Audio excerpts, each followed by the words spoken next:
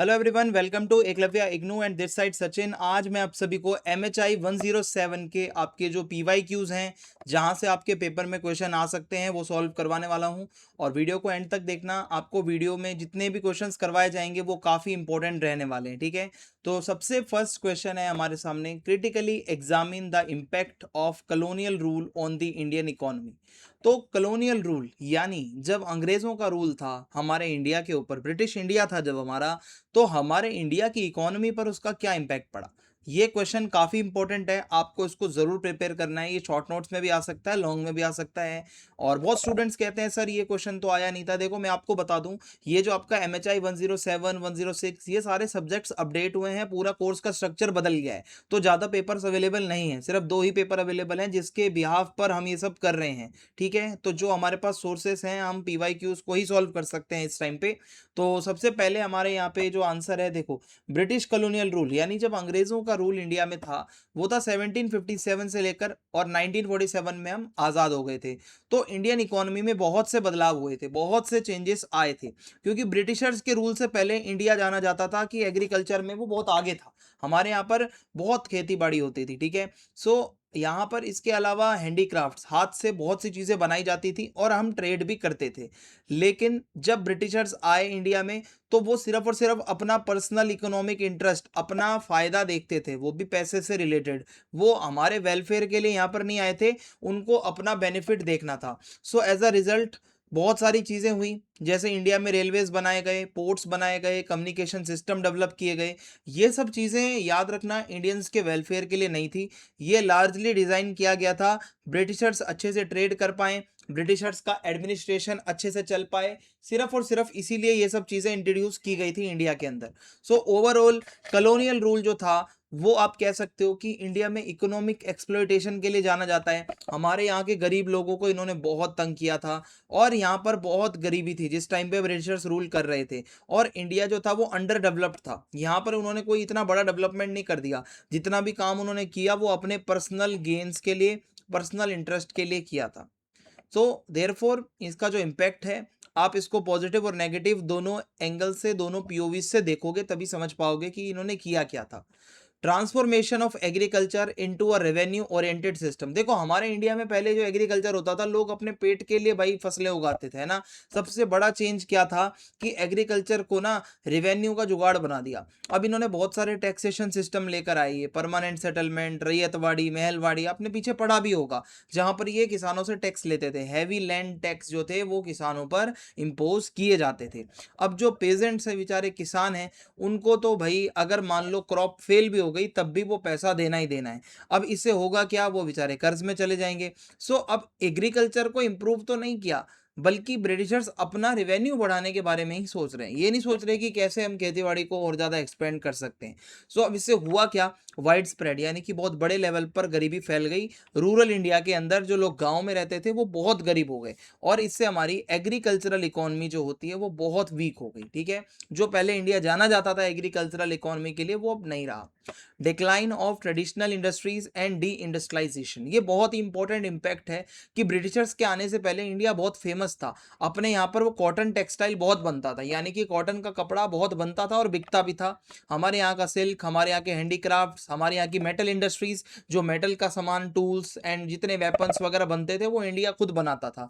लेकिन जो British industrial goods हैं, जो अंग्रेजों ने अपने वहां पर बनाए थे, वो इन्होंने इंडियन मार्केट्स में बेचना स्टार्ट कर दिए, ठीक है। क्योंकि इंडस्ट्रियल रेवोल्यूशन जिस टाइम पे चल रहा था, तो ब्रिटेन में बहुत फैक्ट्रियां लगी हुई थी, और उन्होंने क्या करा, अपना सारा का सारा माल इंडिया को मार्केट बनाकर यहाँ बेचना शुरू कर दिया। अब होता क्या था, इंडियन आर्टिसंस जो थे ना, यहाँ के कारीगर, वो वहाँ देखो इंडिया में मशीनें इतनी थी नहीं, और बाहर ब्रिटेन में क्या होता था, सस्ते सस्ते कपड़े बनते थे मशीनों का यूज करके, और यहाँ पर आके वो बिक जाते थे, और हमारे यहाँ के लोग उससे कॉम्पिटिट नहीं कर सकते थे, उससे कॉम्पिटिशन हमारा नहीं था।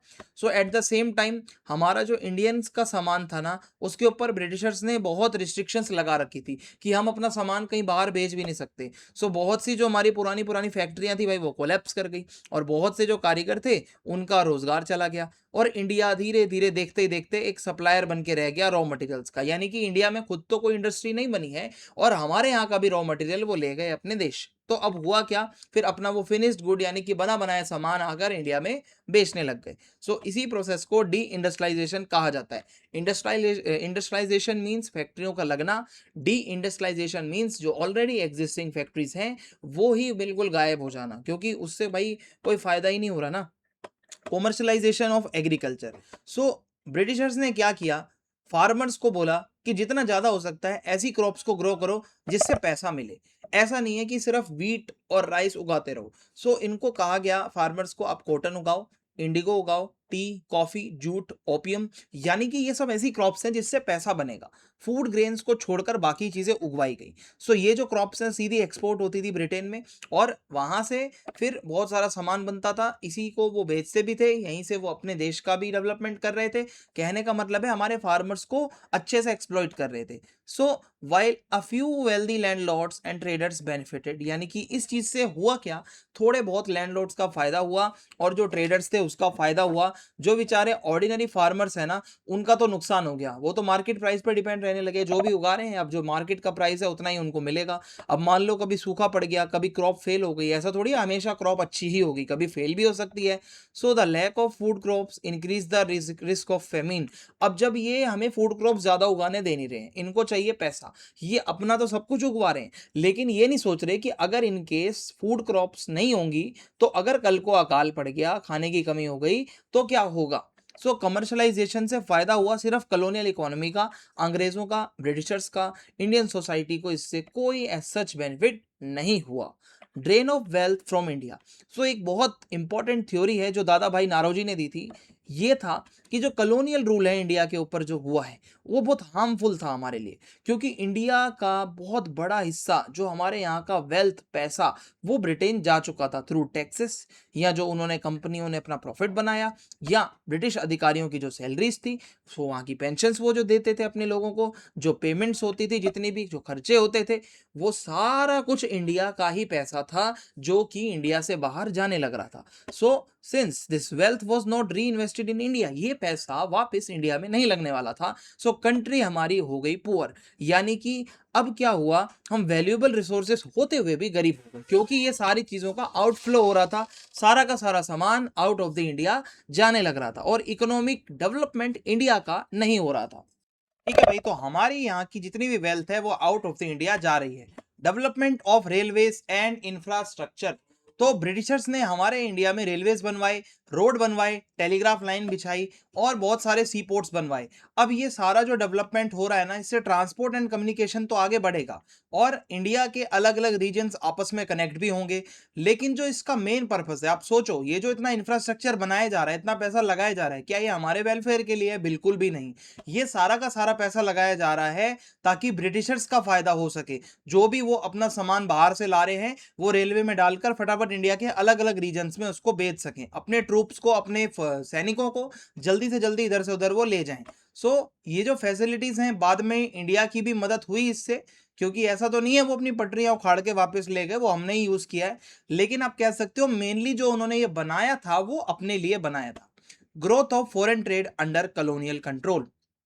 सो हुआ क्या, ब्रिटिशर्स के टाइम पे इंडिया का जो फॉरेन ट्रेड है वो बहुत ज्यादा बढ़ा।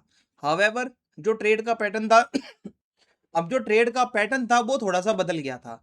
अब इंडिया क्या कर रहा है, मेनली जो रॉ मटेरियल्स हैं जैसे कॉटन, जूट, चाय, ओपियम, ये सब एक्सपोर्ट कर रहा है, और इंपोर्ट क्या कर रहा है, जो ब्रिटेन से बना बनाया सामान आ रहा है।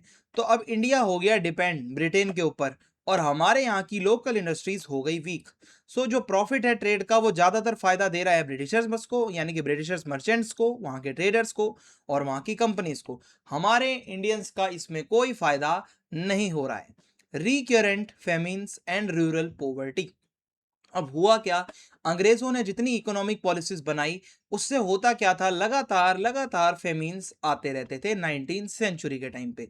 अब हुआ क्या कि एक तो टैक्स बहुत ज्यादा होता था और जबरदस्ती कैश क्रॉप्स कल्टीवेट करवाई जाती थी, और इरिगेशन की फैसिलिटीज को वो इग्नोर करते थे, पैसा लगाते नहीं थे। And the export of food grains during food shortages Versant the situation. अब एक तो ऑलरेडी एरिया के अंदर खाने की कमी है और आप फूड ग्रेन्स को भी बेच रहे हो, तो इससे होगा क्या, उस एरिया में रहने वाले लोगों का नुकसान होगा। तो millions of people died in famines such as the Bengal famine of 1943। ये बंगाल का ऐसा अकाल पड़ा कि बहुत से लोग इसमें मारे गए। सो अब यहाँ पे इन्होंने रिलीफ के लिए कुछ भी मदद तो नहीं करी और सिर्फ अपना ही अपना फाइनेंशियल इंटरेस्ट का वो देख रहे हैं भाई, अपने लिए पॉलिसीज बना रहे हैं। सो गांव की जो गरीबी होती है, रूरल पॉवर्टी, वो बहुत ज़्यादा फैल गई, लॉन्ग लास्टिंग बन गई। Limited industrial development. So some modern industries such as jute mills, cotton textile mills, coal mining, tea plantation and iron and steel industries developed during the colonial period. अंग्रेजों ने jute की factory, cotton के कपड़ों की factory, कोयले की खदान और टी की प्लांटेशंस, ये सब चीज़ें इन्होंने डेवलप करी। हावेवर ये जो इंडस्ट्रियल ग्रोथ है ये बहुत ही लिमिटेड था, क्योंकि ब्रिटिशर्स की जो पॉलिसीज थी ना, वो ये नहीं थी कि इंडिया में फैक्ट्रियां लगवानी है, वो इंडिया को एज अ मार्केट देखते थे। ठीक है। सो हैवी इंडस्ट्रीज या मशीन्स का प्रोडक्शन, टेक्नोलॉजिकल डेवलपमेंट, उसको कोई ज़्यादा सपोर्ट अंग्रेजों की तरफ से नहीं मिलता था। तो इंडिया यहाँ पर बहुत वीक था, उसका जो इंडस्ट्रियल बेस है वो बिल्कुल वीक था। Rise of new economic classes. Colonial rule में हुआ क्या, new social and economic groups का राइज देखने को मिलता है, जैसे जमींदार जिनकी बड़ी बड़ी जमीनें थी, मनी लैंडर्स जो किसानों को पैसा उधार देते थे, traders and industrialist and educated middle class. ये पहले इंडिया में नहीं थे इतने ज्यादा। सो इंडियन बिजनेस फैमिलीज जैसे द टाटा, बिरला, इन्होंने अपनी मॉडर्न इंडस्ट्रीज बनाई, इनको चैलेंजेस भी आए, लेकिन ये टाटा कंपनी भाई बहुत पुरानी है। सो ये जो न्यू क्लासेस है ना, इन्होंने बहुत इंपॉर्टेंट रोल प्ले किया है इंडिया के फ्रीडम मूवमेंट में और इंडस्ट्रियल डेवलपमेंट में। सो इकोनॉमिक इनइक्वालिटी बहुत ज़्यादा थी, ठीक है, क्योंकि थोड़े बहुत लोगों के पास ही पैसा था, बाकी लोग जो थे वो गरीब थे। Long term legacy of colonial economy. देखो भाई, इकोनॉमिक स्ट्रक्चर जो जो भी अंग्रेजों ने बनाया था ना, वो हमारे इंडिपेंडेंट इंडिया के ऊपर उसका बहुत तगड़ा असर हुआ था, क्योंकि हमारे कंट्री में हुआ क्या था कि गरीबी बहुत ज़्यादा थी। Even after the independence unemployment बहुत ज़्यादा था, हमारे यहाँ पे फैक्ट्रीज ज़्यादा नहीं थी, अनइक्वल लैंड ओनरशिप, कईयों के पास बहुत बड़ी बड़ी ज़मीनें हैं दूर दूर तक, कईयों के पास कुछ भी नहीं है। सो हम यहाँ पे ज़्यादा से ज़्यादा एग्रीकल्चर पर ही डिपेंडेंट थे। सो इंडिपेंडेंट इंडिया को बहुत तकड़ा इन्वेस्टमेंट करना था अपने यहाँ पर इंडस्ट्रीज लगाने के लिए, लैंड रिफॉर्म्स करने के लिए, एग्रीकल्चरल डेवलपमेंट के लिए, इकोनॉमिक प्लानिंग के लिए, ताकि ये जो अंग्रेजों ने प्रॉब्लम्स क्रिएट करी हैं इससे ओवरकम हो सके। So therefore many of India's post independence economic policies, जो भी हमने आज़ादी के बाद पॉलिसीज बनाई, वो यही पॉलिसीज थी कि जो अंग्रेजों ने गलत किया है उसको कैसे सुधारा जा सकता है। Examine commercialization of agriculture during the colonial period and discuss its socio-economic consequences। यानी कि जो एक टाइम पर सिर्फ फूड ग्रेन्स इंडिया में ज़्यादा उगाए जाते थे, ये बदल कर कमर्शलाइजेशन कैसे हो गया एग्रीकल्चर का, इसके ऊपर भी क्वेश्चन आपका बन सकता है। सो कमर्शलाइजेशन ऑफ एग्रीकल्चर आप कह सकते हो बहुत बड़ा इकोनॉमिक चेंज था इंडिया के अंदर जो ब्रिटिशर्स ने किया था। सो अब ये ब्रिटिशर्स के आने से पहले इंडिया के जो फार्मर्स थे वो मेनली फूड क्रॉप्स ही प्रोड्यूस किया करते थे, जिससे कि उनका अपना पेट भर लें, अपने गांव को भाई वो भूखा ना रखें। ठीक है। अब कॉलोनियल रूल जब आया ना, तो एग्रीकल्चर जो था वो पूरा ट्रांसफॉर्म हो गया, बदल गया, सिर्फ मार्केट की नज़र से उसको देखा जाने लगा, खेती बाड़ी को। फार्मर्स को कहा जा रहा है कि ज़्यादा से ज़्यादा ऐसी क्रॉप्स उगाओ जिससे कैश मिले, cotton, indigo, jute, tea, coffee, sugarcane, opium, यानी फूड ग्रेन्स ज़्यादा मत उगाओ। मेन ऑब्जेक्टिव है कि भाई ये सारा रॉ मटेरियल उगा के दो हमें, सो हम उसको अपने ब्रिटेन की फैक्ट्रीज में भेजेंगे। अब ये जो कमर्शलाइजेशन हो रहा है ना, इससे ट्रेड बढ़ा, इससे नई नई अपॉर्चुनिटीज लोगों को मिली, लेकिन सीरियस प्रॉब्लम्स इंडियन फार्मर्स के लिए ही आई। अब इसका मीनिंग और इसका नेचर क्या है मैं आपको बताता हूँ। कमर्शलाइजेशन ऑफ एग्रीकल्चर का मतलब होता है एक ऐसा प्रोसेस जब आप फार्मिंग सिर्फ और सिर्फ इसीलिए कर रहे हो कि आप उसको बेच सको, जो भी फसल उगा रहे हो, आप अपने फैमिली के कंजप्शन के लिए उसको नहीं उगा रहे हो, आप सिर्फ और सिर्फ उसको बेचने के पर्पज से उगा रहे हो। So during the colonial period जो ब्रिटिशर्स थे उन्होंने क्या किया था कि कल्टीवेशन ऑफ एक्सपोर्ट ओरिएंटेड, यानी कि ऐसी चीजें उगाना जिसका सिर्फ और सिर्फ एक्सपोर्ट हमें करना है, कैश क्रॉप्स को ही उगाना है, जो हमारी ट्रेडिशनल फूड क्रॉप्स होती हैं उसके बारे में इन्होंने कहा सोचो भी मत। सो फार्मर्स अब ज़्यादा से ज़्यादा डिपेंड हो गए market prices, traders, money landers, इनके ऊपर, क्योंकि पैसा यहीं से मिलना है, इनकी क्रॉप्स भी ट्रेडर्स ही बिकवाएंगे। सो एग्रीकल्चर धीरे धीरे शिफ्ट हो गया। पहले तो सब्सिस्टेंस इकोनॉमी होती थी, सिर्फ पेट भरना था, गुजारा करना था, बट अब हो गई कमर्शियल इकोनॉमी। अब पैसा छापना है, और वो पैसा कौन छापेगा? छापेंगे तो ब्रिटिशर्स ही। Reasons behind commercialization. So britishers ने जो ये कमर्शियल एग्रीकल्चर को लाया, इसका मेन मकसद ही यही था कि उनकी जो अपनी फैक्ट्रीज हैं उनको रॉ मटेरियल पहुंचाना और इंटरनेशनल ट्रेड से बेनिफिट लेना। So after the industrial revolution Britain को चाहिए था कंटिन्यूअस रॉ मटेरियल आता रहे उसके पास। कॉटन हो गया, जूट हो गया, ठीक है, यानी कि कॉटन को वो अपने कपड़े की इंडस्ट्रीज में यूज कर रहे हैं, जूट को वो पैकेजिंग इंडस्ट्रीज में यूज कर रहे हैं, और चाय वगैरह की जो क्रॉप्स होती हैं उसको भी वो मार्केट में बेच रहे हैं। सो कॉलोनियल जो गवर्नमेंट है अंग्रेजों की, वो ये चाहते थे कि उनका रिवेन्यू बढ़े, उनका पैसा बढ़े एक्सपोर्ट्स के थ्रू। सो जो डेवलपमेंट किया ना इन्होंने रेलवेज का, पोर्ट्स का, कम्युनिकेशन सिस्टम का, ये सिर्फ और सिर्फ इसीलिए किया था कि इनका ट्रांसपोर्टेशन ईजी हो जाए, जिससे कि ये और जल्दी पैसा कमा सके। Growth of cash crop cultivation. So colonial period में होता क्या है, बहुत से एरियाज थे जो किसी पर्टिकुलर कमर्शियल क्रॉप के प्रोडक्शन के लिए ही जाने जाते थे। जैसे कॉटन की बात करूं तो ये ज़्यादा से ज़्यादा बॉम्बे में ही उगता था, बंगाल में जूट बहुत उगता था, और बिहार और बंगाल में इंडिगो की खेती बहुत ज़्यादा होती थी, नील की खेती। और असम और दार्जिलिंग के अंदर चाय की कॉफ़ी बहुत होती, मतलब चाय और मतलब मैं आपको बता दूं जो इसकी खेती होती है असम और दार्जिलिंग में, ठीक है, बागान होते हैं, बड़े बड़े प्लांटेशंस होती हैं। और साउथ इंडिया में आप जाओगे कर्नाटका साइड तो आपको कॉफ़ी की क्रॉप्स देखने को मिलती हैं, और ओपीएम को बिहार और यूपी में उगाया जाने लगा। सो बड़े बड़े एरियाज जो थे, जो एक टाइम पर गेहूं चावल इसके लिए जाने जाते थे, अब वो कैश क्रॉप कल्टीवेशन के एरियाज बन चुके थे। सो ये जो रीजनल स्पेशलाइजेशन है कि हर एरिया अपनी अपनी एक स्पेशलिटी रखता है कौन सी वो क्रॉप्स उगाएगा, सो इससे एक्सपोर्ट्स बढ़े, लेकिन जो एसेंशियल खाने की फसल होती हैं उसका एकदम से प्रोडक्शन कम हो गया। Impact on Indian farmers. So ये जो कमर्शलाइजेशन है इसका मिक्स इफेक्ट देखने को मिलता है फार्मर्स के ऊपर। कुछ जो बड़े लैंडलॉर्ड्स हैं, कुछ जो अमीर किसान हैं, उनके पास तो इनकम भाई बहुत तकड़ी आई, क्योंकि वो अपनी क्रॉप्स को बेच रहे थे प्रॉफिट में।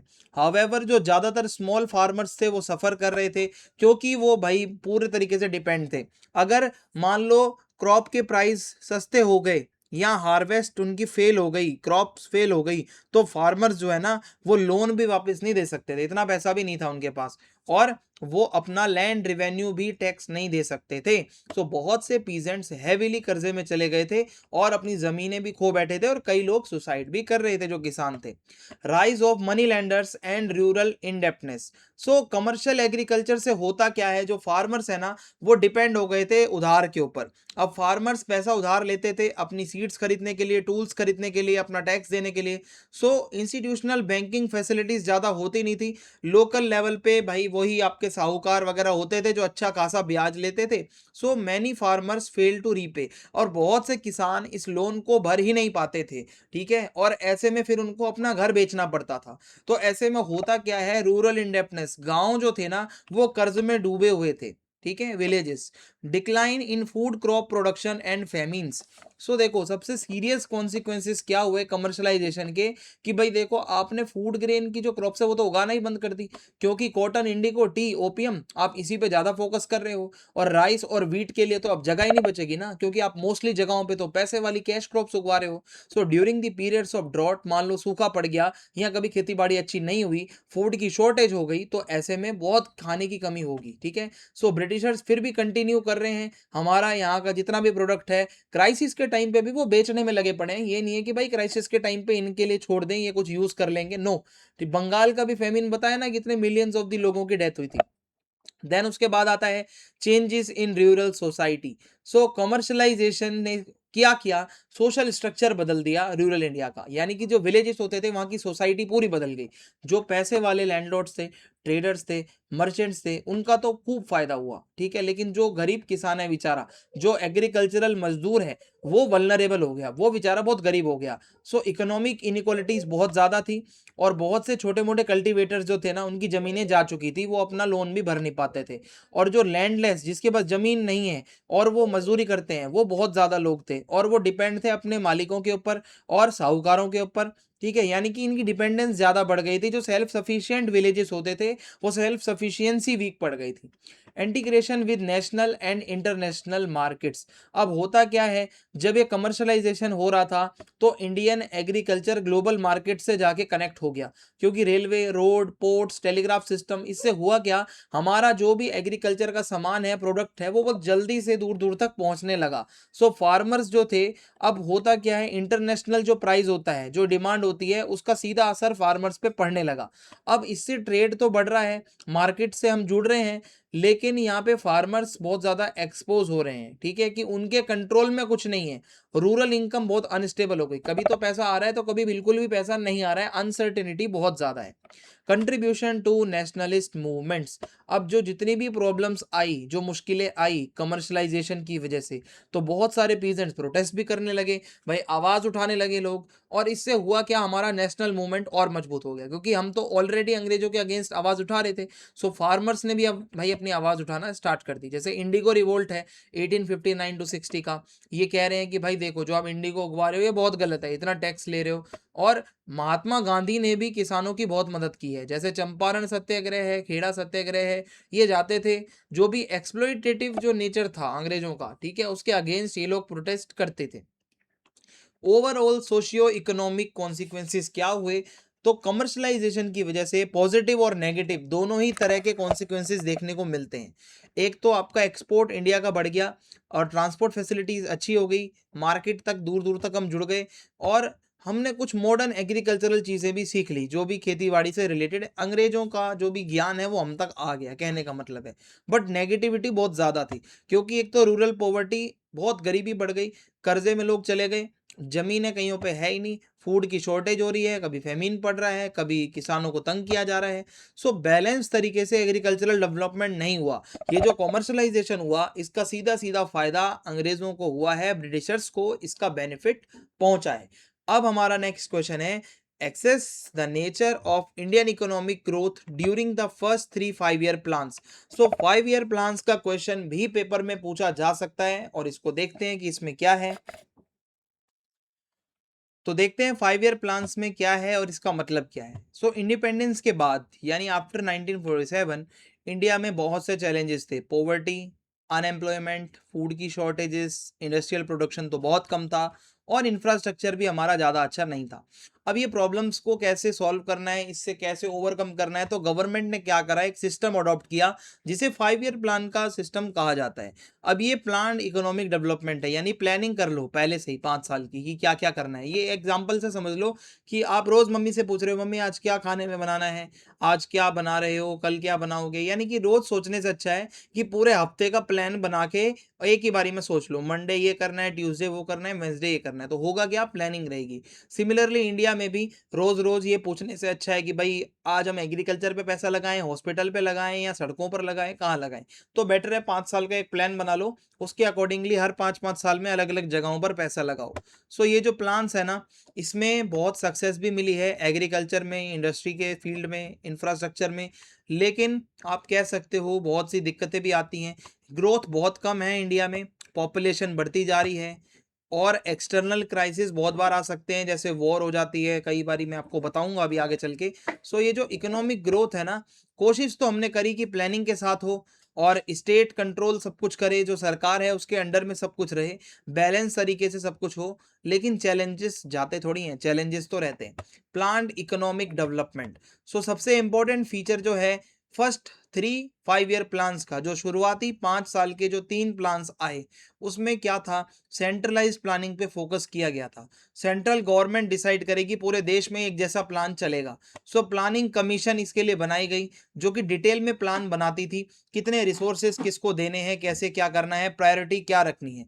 सो अब हम सिर्फ मार्केट फोर्सेस को नहीं देखेंगे, ये गवर्नमेंट डिसाइड करेगी कि कितना इन्वेस्टमेंट किस फील्ड में लगाना है, चाहे वो एग्रीकल्चर की फील्ड हो, इंडस्ट्रीज हो, ट्रांसपोर्टेशन हो, या कोई सोशल सेक्टर वेलफेयर में पैसा लगाना हो।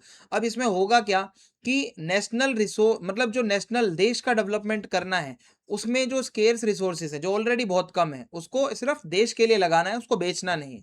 और प्लानिंग से होगा क्या, बैलेंस जो है, जो बिगड़ा हुआ है, वो कम होगा। और लॉन्ग टर्म में बेनिफिट होगा। Priority to agricultural development in the first 5 year plan.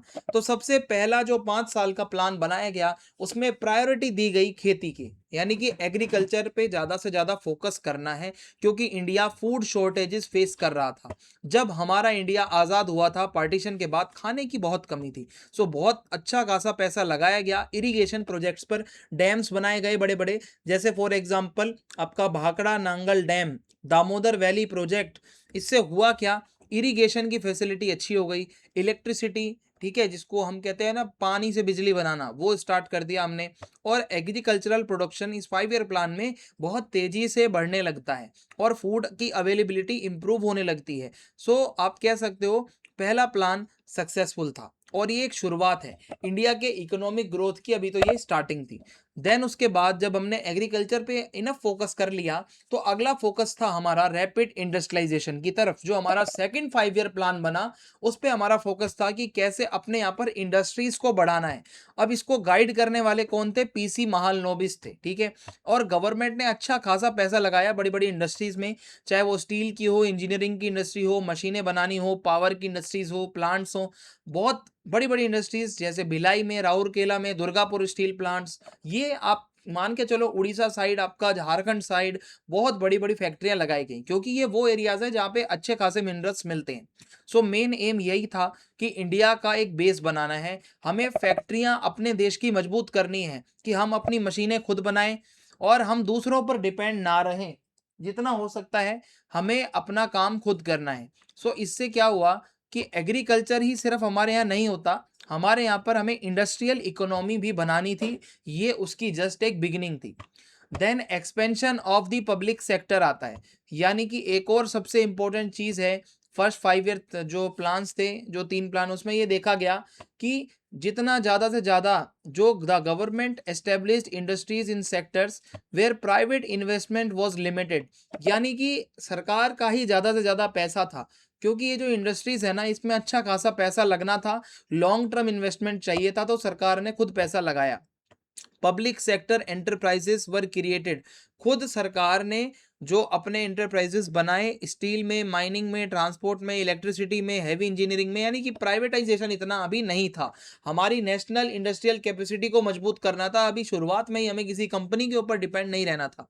Development of infrastructure, so economic growth की अगर हम बात करें इस 5 ईयर प्लान्स के बीच में, तो फोकस ये था कि हमारा इंफ्रास्ट्रक्चर अच्छा होना चाहिए, चाहे वो हमारे रोड हो, रेलवेज हो, डैम हो, इरिगेशन का सिस्टम, कैनाल्स वगैरह बनानी हो, इलेक्ट्रिसिटी प्रोजेक्ट्स हो, कम्युनिकेशन की फैसिलिटीज हमें अच्छी रखनी है, अपने देश का इंफ्रास्ट्रक्चर हमें इम्प्रूव करना है। सो बड़े बड़े रिवर वैली प्रोजेक्ट्स जो है स्टार्ट किए गए, जिससे कि पानी मिलेगा, इरिगेशन अच्छे से हो पाएगी, फ्लड कंट्रोल, क्योंकि नदी का बहाव बहुत तेज होता है, तो बड़े बड़े प्रोजेक्ट्स बनाने से क्या होगा, बाढ़ पे कंट्रोल होगा।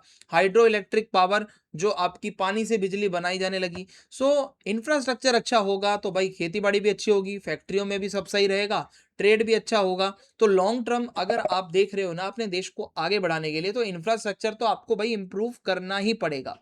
एफर्ट्स टुवर्ड्स सेल्फ रिलायंस, सो सबसे मेन ऑब्जेक्टिव था फर्स्ट 5 ईयर जो 3 प्लान्स आए थे कि अपने को सेल्फ रिलायंट बनाना है, दूसरे के ऊपर निर्भर नहीं रहना, अपना काम खुद करना है। गवर्नमेंट ने डोमेस्टिक प्रोडक्शन को एनकरेज करा, ये नहीं कि भाई बाहर से बस मंगवाते रहो, हमारे देश में बनाना है और इंपोर्ट सब्स्टिट्यूशन ढूंढना है कि जो चीज़ें हम बाहर से मंगवा रहे हैं उसका क्या हम सब्स्टिट्यूशन नहीं ढूंढ सकते, क्या वैसा ही सामान हम अपने देश में नहीं बना सकते। ये हमारी सबसे बड़ी स्ट्रैटेजी थी। सो इंडिया को अभी भी भाई फॉरेन एड की ज़रूरत थी, क्योंकि टेक्नोलॉजी इंडिया में उतनी नहीं थी।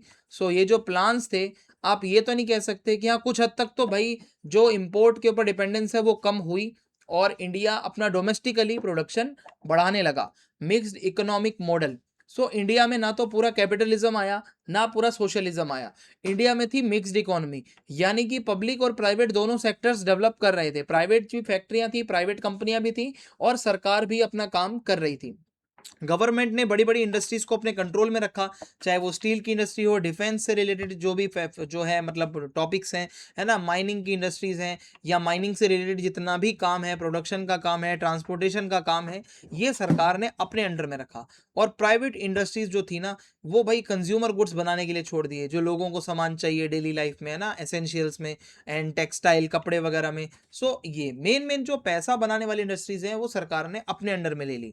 ये जो बैलेंस है, इससे सोशल वेलफेयर भी होगा, इकोनॉमिकली भी हमारी एफिशिएंसी बनी रहेगी, है ना, हम ट्रेड भी करते रहेंगे, अपने लोगों का भी भला करते रहेंगे। Growth with social welfare objectives. So economic growth ऐसी नहीं करनी कि बस हमें अपना ही अपना फायदा करना है, हमें अपने लोगों की लिविंग कंडीशंस को भी यहाँ पे इम्प्रूव करना था। सो गवर्नमेंट ने पैसा लगाया एजुकेशन में, हेल्थ केयर में, हाउसिंग में, लोगों को घर दिए गए, है ना, गरीबों का डेवलपमेंट कैसे हो सकता है, गाँव में क्या हो सकता है, एम्प्लॉयमेंट प्रोग्राम, मनरेगा वगैरह बहुत सारी स्कीम्स लाई गई कि भाई लोगों को रोजगार मिले, लोग आगे बढ़ सकें। कम्युनिटी डेवलपमेंट प्रोग्राम चलाए गए, अपलिफ्टमेंट के लिए प्रोग्राम्स चलाए गए। पंचायती राज को भाई कॉन्स्टिट्यूशन में ऐड कर दिया गया कि भाई आप विलेज लेवल पे भी अपनी सरकार चला सकते हो अपने लोगों को चुन के। अब यहाँ पे दिक्कत क्या है, पॉवर्टी तो थी, गरीबी तो आज भी खत्म नहीं हुई है भाई, लेकिन ये जो इनिशिएटिव्स हैं ये कम से कम इतना दिखाता है कि गवर्नमेंट की कमिटमेंट तो थी कम से कम सोशल जस्टिस के लिए। Major challenges and limitations. So अब इतनी अचीवमेंट्स हैं, सो इकोनॉमिक ग्रोथ जो थी ना उसमें डिफिकल्टीज भी तो आई होंगी। अब जो रैपिड पॉपुलेशन ग्रोथ है ना, अब इतनी तेजी से हमारी पॉपुलेशन ऊपर जा रही है, लोग इतने बढ़ रहे हैं ना कि हमारे यहाँ पे डेवलपमेंट का फिर उतना इम्पैक्ट पड़ेगा नहीं। एग्रीकल्चरल प्रोडक्टिविटी बहुत लो थी बहुत जगहों पर।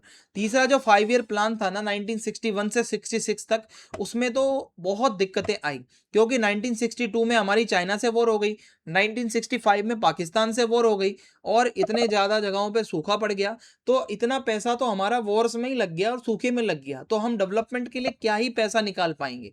सो ये जो क्राइसिस है, इससे फूड शॉर्टेजेस होने लगी, है ना, महंगाई बहुत ज़्यादा बढ़ गई, फाइनेंशियल प्रेशर सरकार पे आने लगा, लोगों पे आने लगा। So as a result the targets of the third plan were not fully achieved. जो थर्ड 5 ईयर प्लान था उसका टारगेट फुली अचीव नहीं हो पाया, इकोनॉमी हमारी बहुत स्लो हो गई। सो ओवरऑल अगर मैं आपको असेसमेंट करके बताऊं फर्स्ट 3 5 ईयर प्लान्स का, वो यही है कि जो 3 5 ईयर प्लान्स थे स्टार्टिंग वाले, वो सक्सेसफुली एक फाउंडेशन रखते हैं कि हम इंडिया को एक मॉडर्न इकोनॉमी बनाने में विश्वास रखते हैं। एग्रीकल्चर इंप्रूव हुआ फर्स्ट 5 ईयर प्लान में, हैवी इंडस्ट्रीज लगाई गई दूसरे प्लान में, डेवलपमेंट होता रहा, पब्लिक सेक्टर के एंटरप्राइजेस भी हैं, साइंटिफिक इंस्टीट्यूशंस भी बनते रहे, इंडस्ट्रियल कैपेसिटीज जो है वो भी मजबूत हो रही है। हमने मतलब अपना बेस बनाना स्टार्ट किया था इस टाइम पीरियड में। हाउएवर जो एक्सपेक्टेड रेट था ना ग्रोथ का, वो उतना ज़्यादा अचीव नहीं हो पाया, क्योंकि वॉर हो रही थी लगातार, है ना, एनवायरमेंटल प्रॉब्लम्स चल रही थी, एग्रीकल्चरल प्रोडक्टिविटी उतनी ज़्यादा नहीं थी, फॉरेन एक्सचेंज इतना अपने पास था नहीं। सो इंक्रीजिंग पॉपुलेशन, ये सबसे बड़ी प्रॉब्लम है कि हमारे यहाँ की जनसंख्या बहुत तेज़ी से बढ़ रही थी। सो ये प्लान्स एक बेस तो बनाते हैं, लेकिन मैं आपको बताऊं ग्रीन रेवोल्यूशन जो आती है वो भी इन्हीं प्लान्स की वजह से ही आती है कि हमें अपना एग्रीकल्चर अच्छा करना है, बढ़िया से बढ़िया सीड्स लेकर आएंगे, बढ़िया से बढ़िया मेथड्स लेकर आएंगे, ताकि फ्यूचर में हम आगे बढ़ सकें एग्रीकल्चर की फील्ड में। आई होप आपको समझ में आ गया होगा। आगे बढ़ते हैं अब हम। नेक्स्ट क्वेश्चन है हमारा, discuss the emergence and role of Indian merchant and capitalist communities during the colonial period. तो देखते हैं भाई मर्चेंट्स और कैपिटलिस्ट कम्युनिटीज कौन सी थी। सो कॉलोनियल पीरियड में बहुत से चेंजेस आए हमारी इकोनॉमी में। ब्रिटिश रूल से हुआ क्या, मॉडर्न इंडस्ट्रीज आई इंडिया में, रेलवे की स्टार्टिंग हो गई, बैंक बन गई, पोर्ट्स बन गए, ग्लोबल ट्रेड नेटवर्क जुड़ गया इंडिया के साथ। सो नई अपॉर्चुनिटीज भी मिली भाई बहुत से इंडियन मर्चेंट्स को, जो एंटरप्रेन्योर्स थे उनको भी। सो ट्रेडिशनल जो ट्रेडिंग कम्युनिटीज थी वो धीरे धीरे अपना बिजनेस बढ़ाती हैं, और एक न्यू क्लास भी यहाँ पे आता है इंडस्ट्रियल कैपिटलिस्ट लोगों का जो एमर्ज कर रहा था। So British policies mainly benefit Britishers को ही करती थी। इंडियन मर्चेंट और कैपिटलिस्ट कम्युनिटीज जो थी उनका भी बहुत बड़ा रोल था इस ट्रेड की ग्रोथ में, इंडस्ट्रीज की ग्रोथ में, बैंकिंग और ये नेशनलिस्ट मूवमेंट जो चल रहा था, ये सारी चीज़ों में इनका भी बहुत रोल है। इनका जो कंट्रीब्यूशन है ना वो बहुत ज़रूरी है आपको समझना। Growth of merchant communities under colonial rule. So India की जो मर्चेंट कम्युनिटीज है ना वो अंग्रेजों से बहुत पहले से हैं, लेकिन उनका रोल बहुत ज़्यादा बदल गया था। कुछ कम्युनिटीज़ हैं जैसे मारवाड़ी, पारसी, चेटियार, गुजराती, बनिया, सिंधी, बोहरा, मुल्तानी, ये लोग बहुत एक्टिव हैं। ये डोमेस्टिक और इंटरनेशनल दोनों ही तरीके के ट्रेड में बहुत आगे थे। जब रेलवे का एक्सपेंशन हुआ, पोर्ट्स बनने लगे, कम्युनिकेशन सिस्टम अच्छे हो गए, तो यही सारी कम्युनिटीज नई मार्केट्स में जाने लगी, बाहर भी और इंडिया में भी। और ये लोग cotton, jute, T, spices, grains, textiles और कमर्शियल गुड्स का ट्रेड करने लगे। सो ये जो मर्चेंट्स हैं, ये बहुत इंपॉर्टेंट लिंक बन गए प्रोड्यूसर्स और कंज्यूमर्स के बीच में, ठीक है। अब होता क्या है, इम्पैक्ट क्या पड़ता है ब्रिटिशर्स की इकोनॉमिक पॉलिसीज का।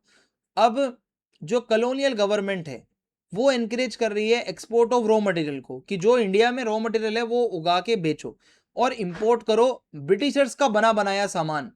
अब इससे होगा क्या, नुकसान होगा हमारे यहाँ के ट्रेडिशनल कारीगरों का, लेकिन एक कह सकते हो कि जो मतलब एक न्यू बिजनेस अपॉर्चुनिटी भी क्रिएट होगी जो इंडियन ट्रेडर्स हैं, जो कि ये सब इंटरेस्टेड हैं बेचने में, कॉटन, जूट और ओपियम। सो इंडियन मर्चेंट्स ने मॉडर्न चीज़ें सीखी, जैसे अकाउंटिंग, फाइनेंस, इंटरनेशनल ट्रेड, जिससे हुआ क्या कि इनके पास अच्छा खासा अमाउंट पैसा आ गया। Rise of Indian industrial capitalist. So late 19th century में कुछ सक्सेसफुल मर्चेंट्स थे जो अपना पैसा लगाते हैं और उसके बाद उनका प्रॉफिट भी बनता है। So instead of remaining only traders, वो सिर्फ ट्रेडर्स नहीं थे, उन्होंने अपनी फैक्ट्रियां भी लगा दी, कॉटन की, जूट की, शुगर की, पेपर की, सीमेंट की, आयरन की, स्टील की, जैसे कि टाटा जिसका नाम आज भी चल रहा है, बिरला, वॉलचंद, किर्लोस्कर, सिंगरानी ग्रुप। सो ये बहुत इंपॉर्टेंट नाम है जो आप सब देख रहे हो, ठीक है। ये इंडिया का इंडस्ट्रियल बेस बनाते हैं, ये जो मैंने 3-4 कंपनीज के नाम आपको बताए हैं। और मॉडर्न इंडिया में जो इंडस्ट्रियल कैपिटलिज्म है वो इन्हीं से ही स्टार्ट होता है। तो आपको पता होगा आज भी नाम चलता है टाटा का, बिरला का, okay. Development of the cotton and jute industries. Indian capitalist जो जितने भी ये पैसे वाले लोग थे, इन्होंने बहुत कंट्रीब्यूशन दिया है हमारे यहाँ की मॉडर्न इंडस्ट्रीज को बनाने में, खासकर कॉटन और jute. First Indian own cotton textile mills were establish in Bombay. India की खुद की कॉटन टेक्सटाइल मिल वो बॉम्बे में बनाई गई थी, जहां इंडिया के एंटरप्रेन्योर्स ने ब्रिटिशर्स को कंपटीशन दिया। और इंडियन बिजनेसमैन जो थे वो टेक्सटाइल प्रोडक्शन में पैसा लगा रहे थे, अहमदाबाद में भी, ठीक है, जो कि एक बहुत बड़ा सेंटर था, वहाँ अहमदाबाद में बहुत फैक्ट्रियाँ थी। ऑल्दो जो जूट की इंडस्ट्री है वो पहले तो ब्रिटिशर्स की जो कंपनी थी वो डोमिनेट करती थी बंगाल में, लेकिन हमारे इंडिया के जो एंटरप्रेन्योर्स थे वो भी धीरे धीरे इस सेक्टर में घुस गए। और इंडस्ट्रीज से क्या हुआ, लोगों को नौकरी मिलने लगी और अर्बन ग्रोथ यहाँ पर देखने को मिलती है, शहरों की ग्रोथ होने लगी। Contribution to banking and financial institutions. So merchant and capitalist communities, इन्होंने बहुत अच्छा खासा कंट्रीब्यूशन दिया है इंडियन बैंकिंग और फाइनेंस के फील्ड में।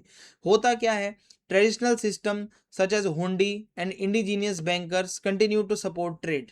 Eight the same time Indian businessman establish banks, insurance companies, बहुत से हमारे ही लोगों ने अपनी बैंक भी खोली, इंश्योरेंस कंपनी भी खोली, इन्वेस्टमेंट का एक फर्म भी खोला ताकि लोग पैसा लगाएं। सो ये जो इंस्टीट्यूशंस हैं ये क्या कर रहे हैं कि हमें यूरोपियन फाइनेंशियल एजेंसीज पे डिपेंड ना रहना पड़े, इसीलिए ये इंडिया में इसका बेस बना रहे हैं। Expansion of internal and international trade. So Indian merchants का बहुत बड़ा रोल है, हमने इंडिया को अलग अलग जगहों से जोड़ा, इंटरनेशनल मार्केट से जोड़ा। यही जो ट्रेडर्स थे, मर्चेंट्स थे, इन्होंने ये क्या करते थे, गांव गांव से जाकर एग्रीकल्चरल प्रोड्यूस को खरीदते थे, बाद में उसको शहरों में जाकर बेच देते थे, एक्सपोर्ट कर देते थे यूरोप में, अफ्रीका में, साउथ ईस्ट एशिया में, मिडल ईस्ट में। और उन्होंने तकड़ा कमर्शियल नेटवर्क बना लिया, फैमिली पार्टनरशिप, इनके बाप दादाओं ने भी यही काम किया था। कम्युनिटी बेस्ड इनकी ऑर्गेनाइजेशन होती थी, इनकी कम्युनिटी जानी ही ट्रेड और इसके लिए मतलब कॉमर्स के लिए जानी जाती है। सो एक तो इनकी एबिलिटी है कि ये मार्केट कंडीशंस जब बदलती हैं तो उसको जल्दी से अडेप्ट कर लेते थे। सो इंडियन ट्रेड में इनका बहुत इंपॉर्टेंट रोल था। Challenges faced by Indian capitalist, जो हमारे यहाँ के पैसे वाले लोग थे उन्होंने कुछ चैलेंजेस भी फेस करे, सब कुछ अच्छा नहीं होता, कुछ कुछ भाई प्रॉब्लम्स भी आती हैं। तो इंडियन मर्चेंट्स और इंडस्ट्रियल्स जो लोग थे उनको बहुत सी दिक्कतें आई। जैसे मैं आपको बताऊं, ब्रिटिश कंपनीज जो थी ना, उनको गवर्नमेंट का सपोर्ट मिलता था, आसानी से लोन मिल जाता था, टेक्नोलॉजी मिल जाती थी और अच्छी पॉलिसीज अंग्रेजों के लिए बनती थी। लेकिन जो इंडियन एंटरप्रेन्योर होते थे उनके साथ बहुत भेदभाव होता था गवर्नमेंट के किसी भी कॉन्ट्रैक्ट में, ठीक है। रेलवे फ्राइट चार्जेस में कौन कितना माल ला रहा है उससे ज़्यादा पैसे लेते थे अगर वो इंडियन है, टैरिफ ज़्यादा लगते थे, ठीक है, फाइनेंस इतनी जल्दी नहीं हो पाता था। सो अब कंपटीशन एक तो ब्रिटिशर्स के सामान से भी आ रहा था। सो हमारे यहाँ पर धीरे धीरे आप कह सकते हो ग्रोथ थोड़ी कम हो गई। सो इंडियन जो कैपिटलिस्ट थे उनको बहुत स्ट्रगल करना पड़ रहा था, क्योंकि अंग्रेजों की पॉलिसी सिर्फ उन्हीं के लिए फायदा करवा रही थी और किसी का इसमें फायदा हो नहीं रहा था। Support for the national movement. So बहुत सारे इंडियन कैपिटलिस्ट थे, वो हमारे भारत को आज़ाद कराने के लिए जो लोग बैठे थे उनका सपोर्ट करते हैं। ठीक है। Business organisation such as Federation of Indian Chambers of Commerce and Industry, FICCI, इन्होंने तो डिमांड करी कि भाई जो ऐसी पॉलिसी बनाओ जिससे हमारे इंडिया की इंडस्ट्रीज आगे बढ़े। और बहुत से इंडस्ट्रियलिस्ट हैं जैसे GD बिरला, ठीक है, जमना लाल बजाज, और बहुत से फाइनेंशियल मतलब ऐसे बहुत से लोग हैं जो फाइनेंशियली सपोर्ट करते हैं हमारे यहाँ के मूवमेंट्स और लीडर्स को। उनका मानना है पॉलिटिकल इंडिपेंडेंस बहुत ज़रूरी है। जब हमारा देश आज़ाद होगा तभी वो अपॉर्चुनिटी बन पाएगी जहां हमारे देश का इकोनॉमिक डेवलपमेंट होगा, हमारे देश की इंडस्ट्रियल ग्रोथ होगी। Socio economic impact. अब ये जो मर्चेंट्स होते हैं और ये जो कैपिटलिस्ट कम्युनिटीज़ होती हैं, इन्होंने हमारे इंडिया की सोसाइटी को ही बदल दिया, क्योंकि वो जो इन्वेस्टमेंट कर रहे हैं उससे फैक्ट्रियां बन रही हैं, लोगों को रोजगार मिल रहा है, अपॉर्चुनिटीज़ मिल रही हैं, अर्बन सेंटर्स की ग्रोथ हो रही है।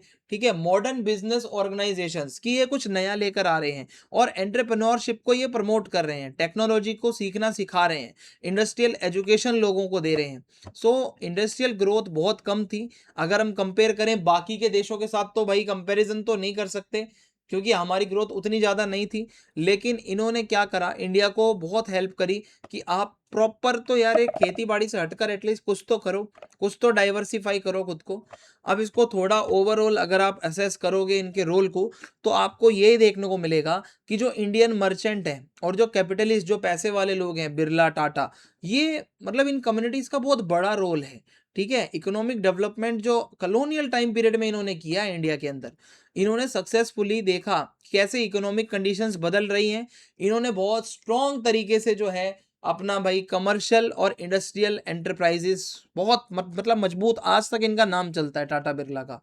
हावेवर ये जो ग्रोथ है ये बहुत लिमिटेड रही, क्योंकि ब्रिटिशर्स कभी भी नहीं देख सकते कि कोई उनसे आगे निकल जाए, और क्योंकि वो अपना इंटरेस्ट पहले देखते हैं। इवन विद दीज लिमिटेशंस, चाहे कितनी भी प्रॉब्लम्स आए, बट इंडियन कैपिटलिस्ट लोगों ने अपना फाउंडेशन तो बना ही दिया था। जब देश आज़ाद होगा तो हम अपने आप को कैसे आगे बढ़ाएंगे, मॉडर्न हमारा बिजनेस सेक्टर कैसा दिखेगा, हमारे मॉडर्न इंडिया में इंडस्ट्रियल ग्रोथ कैसी होगी, ये तो हमें पता चल चुका था। अब हम आगे बढ़ते हैं। हमारा जो नेक्स्ट क्वेश्चन है वो है discuss industrial development and deindustrialisation in colonial India. हमारे यहाँ पर कैसे इंडस्ट्रियल डेवलपमेंट होता है, कैसे हमारे यहाँ पर डी इंडस्ट्रियलाइजेशन का प्रोसेस किया जाता है, यानी कि हमारी फैक्ट्रियों को यहाँ से हटाने की कोशिश की जाती है। कॉलोनियल पीरियड में होता क्या है, बहुत से चेंजेस आते हैं Indian economy. Before British rule India was famous for its handicrafts. जो हमारे यहाँ पे खुद से चीज़ें बन रही हैं, कपड़े की फैक्ट्रियाँ हैं, मेटल वर्क है, शिप बिल्डिंग है, बड़े बड़े शिप्स बनाए जाते थे, और जो ट्रेडिशनल हमारी इंडस्ट्रीज थी बहुत ज़्यादा थी। Indian goods were exported to many parts of the world. बहुत से दुनिया के मतलब अलग अलग देशों तक हमारा सामान जाता था। हावेवर ब्रिटिश कॉलोनियल पॉलिसीज़ कुछ ऐसी थी जिससे कि हमारा ये ट्रेडिशनल इंडस्ट्रीज़ का जो पूरा का पूरा ये स्ट्रक्चर है ये बहुत वीक हो गया, डिक्लाइन होने लगा, और एक प्रोसेस है, इसी का नाम है डी इंडस्ट्रियलाइजेशन। ठीक है। एट द सेम टाइम बहुत सी मॉडर्न इंडस्ट्रीज जैसे cotton, textile, jute, coal, iron and steel ये भी डेवलप होने लगी लेट 19th और अर्ली 20th सेंचुरीज में। देयरफॉर जो कॉलोनियल पीरियड है वो हमें बताता है कि कैसे हमारी पुरानी इंडस्ट्रीज बिल्कुल ख़त्म हो गई और कैसे मॉडर्न इंडस्ट्रीज की ग्रोथ बहुत कम थी। Industrial situation before British rule. देखो, अंग्रेज़ों के आने से पहले हमारे इंडिया में बहुत अच्छी खासी मैन्युफैक्चरिंग का काम होता था। हमारे जो कारीगर थे वो बहुत अच्छी क्वालिटी का कॉटन का कपड़ा बना लेते थे, सिल्क का प्रोडक्शन करते थे, कारपेट्स का प्रोडक्शन करते थे, jewellery, metal goods, paper, pottery, ships बनाते थे। बहुत से शहर हैं जैसे ढाका, मुर्शिदाबाद, सूरत, मसूलीपट्टनम, बनारस, ये बहुत फेमस जगह थी जहाँ पर एक तो ट्रेडिंग भी होती थी और फैक्ट्रियों में प्रोडक्शन होता था। जो भाई बहुत नॉलेज वाला, हुनर वाला कोई क्राफ्टमैन है और जो वीवर है, वो क्या करता था, supplied products to both domestic and international markets. तो ये कारीगर अपना सामान इंडिया तो ठीक है भाई, बाहर तक भी पहुंचाते थे। Agriculture and handicraft supported each other. So एक बैलेंस्ड इकोनॉमी थी हमारी ब्रिटिशर्स के आने से पहले। अब डी इंडस्ट्रियलाइजेशन नाम की जो बीमारी है ये है क्या, इसका मतलब है डिक्लाइन ऑफ ट्रेडिशनल इंडस्ट्रीज, हमारी पुरानी फैक्ट्रियां खत्म हो जाना, and reduction of the employment in manufacturing, और ये जो फैक्ट्रियों में लोग काम कर रहे हैं इनका रोजगार खत्म कर दो। सो ब्रिटिश इंडस्ट्रियलाइजेशन, ये जब आप अंग्रेजों को पढ़ते हो तो आपको यही चीज देखने को मिलती है कि वो इंसानों से काम ज़्यादा करवाने में इंटरेस्टेड नहीं थे, वो अपना ज़्यादातर काम मशीनों से करवाते थे, ठीक है, क्योंकि वो उनको सस्ती भी पड़ती थी। Eight the same time Britishers की जो पॉलिसीज़ है ना, वो क्या कह रही है कि हमें ज़्यादा से ज़्यादा ब्रिटिशर्स का बनाया हुआ सामान इंडिया में लाना है और इंडिया का कच्चा माल एक्सपोर्ट करवाना है, चाहे कॉटन हो चाहे जूट हो, वो अपने देश ले जाना है। So as a result Indian handicraft, जो हमारे इंडिया का हैंडीक्राफ्ट है, वो डोमेस्टिकली और फॉरेन मार्केट्स में धीरे धीरे एकदम गायब सा होने लग गया, और हमारे यहाँ की ट्रेडिशनल जो मैन्युफैक्चरिंग है वो खत्म होने की कगार पे पहुंच गई। Impact of British trade policies, अब अंग्रेजों की जो ट्रेड करने की पॉलिसीज है ना, इसको समझो। Heavy duties were imposed on Indian manufactured goods, so जो हमारे यहाँ पे सामान बन रहा है उस पे ये लोग अच्छा खासा टैक्स लगाते थे। अगर उसको ब्रिटेन में बेचने जाओगे तो अब जब इतना अच्छा खासा टैक्स लगेगा तो भाई सिंपल सी बात है, कौन उसको खरीदेगा, वो सामान तो भाई महंगा हो जाना है। So on the other hand जो ब्रिटिशर्स अपना सामान बना रहे हैं वो इंडिया के अंदर बिना किसी इंपोर्ट ड्यूटी के लेकर आ रहे हैं, और यहाँ पे इंडिया में कोई उनसे पैसे लेने वाला भी नहीं है, ठीक है, टैक्स लगाने वाला भी नहीं है। सो ये जो अनइक्वल ट्रेड पॉलिसी है, इससे सीधे सीधे भाई ब्रिटिशर्स की इंडस्ट्रीज का फायदा हुआ, एडवांटेज उनको ज़्यादा मिला। इंडियन जो कारीगर हैं उनको बहुत मुश्किलें आने लगी कि ये जो सस्ता सस्ता फैक्ट्री में बनाकर यहाँ बेच रहे हैं, हम इससे कैसे कंपटीशन करेंगे। Decline of traditional handicraft industries, देखो सबसे सीरियस जो इफेक्ट था कॉलोनियल रूल का वो ये था कि हमारे यहाँ पे जो हाथ से चीज़ें बनती थी ना, वो चीज़ें ख़त्म होने लग गई। जैसे हैंडलूम वीविंग, हैंडलूम से बुनाई करना, स्पिनिंग, मेटल वर्क का काम, पॉटरी है ना, मिट्टी के बर्तन बनाना, लेदर का सामान बनाना, छोटी मोटी कोटेड इंडस्ट्रीज, इनको बहुत नुकसान हुआ और हजारों स्किल्ड आर्टिसंस की जॉब चली गई, ऑक्यूपेशन से हाथ धोना पड़ा, क्योंकि वो मशीनों से भाई नहीं कंपटीशन कर पा रहे थे। जितनी देर में वो बनाते थे मशीनें उतने में उनका 10 गुना बना देती थी। बहुत से कारीगर जो थे उनको भाई जबरन जाना पड़ा, अपना काम धंधा छोड़कर कुछ और काम करना पड़ा। इससे हुआ क्या कि भाई अब वो गांव की तरफ वापस चले गए, तो वापस से इनकम भी कम हो गई और गांव की ज़मीन पे अब ये प्रेशर ज़्यादा से ज़्यादा बना रहे हैं। Social and economic consequences of deindustrialisation, देखो डी इंडस्ट्रियलाइजेशन ने क्या करा, सोशल इकोनॉमिक प्रॉब्लम्स क्रिएट कर दी। एक तो लोगों की जॉब चली गई, दूसरा गरीबी बहुत ज़्यादा फैल गई, ठीक है, कारीगर लोग बेरोजगार घूम रहे हैं। बहुत से ट्रेडिशनल जो इंडस्ट्रियल टाउन थे वो वहाँ के बिल्कुल खाली हो गए, आप समझ लो, फैक्ट्रियाँ बंद हो गई, सारे वर्कर्स वापस गांव चले गए। हुआ क्या, अब सारे लोग वापस खेती बाड़ी में चले गए, अब ओवर क्राउडिंग हो गई गांव के अंदर और एग्रीकल्चरल प्रोडक्टिविटी कम हो गई। अब इससे होगा क्या, ओवरऑल इकोनॉमी जो थी वो बहुत ज़्यादा वीक हो गई और मतलब गांव में समस्या ही समस्या आ गई। एमरजेंस ऑफ मॉडर्न इंडस्ट्रीज, अब ये ट्रेडिशनल इंडस्ट्रीज तो खत्म होने को थी लेकिन कुछ मॉडर्न इंडस्ट्रीज डेवलप कर रही थी। जैसे फर्स्ट कॉटन टेक्सटाइल मिल जो बॉम्बे में मैंने पीछे भी बताया था आपको, वो बनी, और भी बहुत सारी बनी। बंगाल में जूट की फैक्ट्रियां बनी और कोल माइनिंग का काम ईस्ट इंडिया में तेजी से होने लगा। बाद में शुगर की इंडस्ट्री, पेपर की इंडस्ट्री, सीमेंट, इंजीनियरिंग, केमिकल, सारी इंडस्ट्रीज लगने लगी, ठीक है। ठीक है भाई, तो यहाँ पे आप देख सकते हो कि ये जो नई नई इंडस्ट्रीज आ रही हैं, शुगर की, पेपर की, सीमेंट की, इंजीनियरिंग की, केमिकल्स की, ये एमर्ज हो रही हैं और ये फैक्ट्री बेस्ड प्रोडक्शन पे फोकस कर रहे हैं। मॉडर्न मशीन्स यहाँ पे देखने को मिल रही है और जो भी यहाँ पे काम करने आएगा उसको दिहाड़ी मिल रही है। Growth of iron and steel industry, तो हमारे यहाँ पर the Tata iron and steel company, जिसको आप कह सकते हो टिस्को, को 1907 में एस्टेब्लिश किया गया, जो बहुत बड़ा स्टेप था इंडिया के इंडस्ट्रियल डेवलपमेंट में, ठीक है। जो स्टील इंडस्ट्री है उससे क्या होगा, जो मटेरियल बनेगा वो रेलवे के लिए जाएगा, ब्रिजेस उससे बनेंगे, मशीनें बनेंगी, डिफेंस में वो सारा का सारा माल जाएगा। सो फर्स्ट और सेकेंड वर्ल्ड वॉर में जो इंडियन स्टील है उसकी डिमांड बहुत ज़्यादा थी और ये जो स्टील इंडस्ट्रीज की ग्रोथ है ना, इससे हुआ क्या है, इंडिया अब बाहर से स्टील नहीं मंगवा रहा है, ये इंडिया खुद का यहाँ पे अपना स्टील प्रोड्यूस कर रहा है role of Indian entrepreneurs. So India के जो खुद के एंटरप्रेन्योर्स हैं उनका बहुत बड़ा रोल था कि अपनी यहाँ पर खुद हम मॉडर्न इंडस्ट्रियल डेवलपमेंट खुद करेंगे, दूसरों पर निर्भर नहीं रहेंगे। So business family such as Tata, Birla, Walchand, Kirloskar, Sarabhai, इन्होंने इन्वेस्ट किया इंडस्ट्रीज में। इनको पता है कि बहुत भेदभाव हो रहा था इनके साथ ब्रिटिशर्स के टाइम पे, स्टिल इन्होंने इन्वेस्ट किया और इन्होंने अपनी टेक्सटाइल की माइल्स जो होती हैं, आप कह सकते हो कपड़े की मिल बनाई, steel plants, engineering companies, bank, insurance firm सब बनाया इन्होंने। इनका जो एफर्ट है ना वही हमें मदद करता है इंडिया को एक इंडियन इंडस्ट्रियल क्लास और मतलब यहाँ पे एक बेस बन गया है हमारा कि हम खुद से अब सब कुछ कर रहे हैं। मतलब जब भारत आजाद होगा ना फ्यूचर में, हम सब कुछ जो भी करेंगे अपना खुद का होगा। Limitations of colonial industrial development. देखो जो इंडस्ट्रियल डेवलपमेंट हुआ ब्रिटिशर्स के टाइम पे वो बहुत अनइवन था। मोस्टली जो इंडस्ट्रीज थी वो बहुत कम जगहों पर थी, बॉम्बे, कलकत्ता, मद्रास, जमशेदपुर। जो हैवी इंडस्ट्रीज और जो मशीन की मैन्युफैक्चरिंग थी वो बहुत कम थी, अंडर डेवलप्ड थी। जो ब्रिटिश गवर्नमेंट है वो मेनली प्रमोट करती थी इंडस्ट्रीज को जिससे उनका फायदा हो सके, जैसे कि processing raw materials for export. वो अपना ये काम देख रही है कि बस हमारा रॉ मटेरियल लेना है उनको, उनको हमारे यहाँ फैक्ट्रियां बनाने से कोई फायदा नहीं है भाई, वो अपने मार्केट्स को बढ़ाना चाहती हैं। So investment in technical education, scientific research and industrial technology was इनएडिक्वेट। ये इतना इन्वेस्टमेंट होता ही नहीं था ना अपने यहाँ पे। So as a result India में वो बैलेंस्ड जो इंडस्ट्रियलाइजेशन होना चाहिए था वो नहीं हो पाया कॉलोनियल टाइम पीरियड में।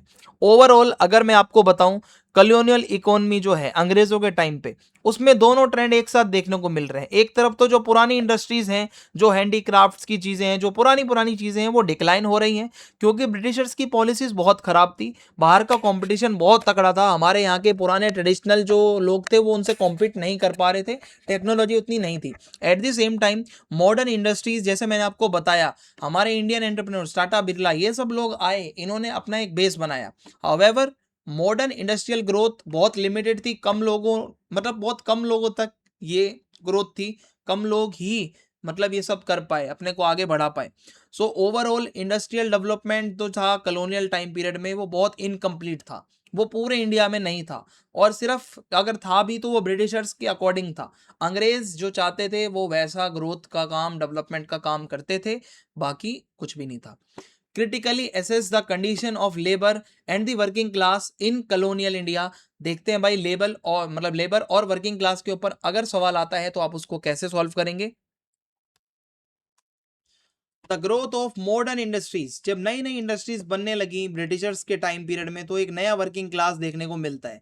जो मजदूर हैं, लेबरर्स हैं, वो काम करने लगे कपड़ों की फैक्ट्रियों में, जूट की फैक्ट्रीज में, कोल माइंस में, टी एंड कॉफी की प्लांटेशंस में, रेलवेज, पोर्ट्स, कंस्ट्रक्शन प्रोजेक्ट्स, अलग अलग जगहों पर वर्किंग क्लास जो है लेबरर्स काम करने लगे। ऑल्दो इंडस्ट्रियलाइजेशन जो था उससे नौकरियां मिली, बट जो कंडीशन थी वर्कर्स की वो बहुत खराब थी। एक तो इनको पैसा बहुत कम मिलता था, काम बहुत लंबे समय तक करवाया जाता था, और वर्क प्लेस बहुत ही ज़्यादा अनसेफ था, खतरनाक जगह होती थी, और बच्चों से भी काम करवाया जाता था।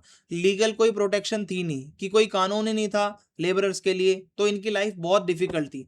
ओवर द टाइम जो वर्कर्स हैं वो खुद को ऑर्गेनाइज करते रहे, मूवमेंट्स चलाते रहे, ट्रेड यूनियन बनाते रहे। देयरफॉर जो लेबर की कंडीशन है कॉलोनियल इंडिया में वो बहुत खराब थी। जो मजदूर थे बेचारे, उनके साथ बहुत एक्सप्लॉयटेशन होता था, ये लोग बहुत मुसीबत में थे, और आप कह सकते हो कि भाई ये पॉलिटिकली बहुत धीरे धीरे ये सब लोग जागे थे। Emergence of working class in colonial India. So अंग्रेजों के टाइम पे जो मॉडर्न वर्किंग क्लास है वो कैसे आई, जब इंडस्ट्रीज की ग्रोथ होने लगी 19th सेंचुरी में, फैक्ट्रियां बनने लगी, माइंस में काम मिलने लगा लोगों को, प्लांटेशंस में काम मिलने लगा, रेलवे प्रोजेक्ट बड़े बड़े आने लगे। तो भाई इन सब कामों के लिए आपको लेबर तो चाहिए, लेबर फोर्स तो चाहिए। सो बहुत से वर्कर्स जो थे वो गांव से आने लगे, क्योंकि भाई वो गरीब थे, उनको पैसा चाहिए था बहुत ज्यादा।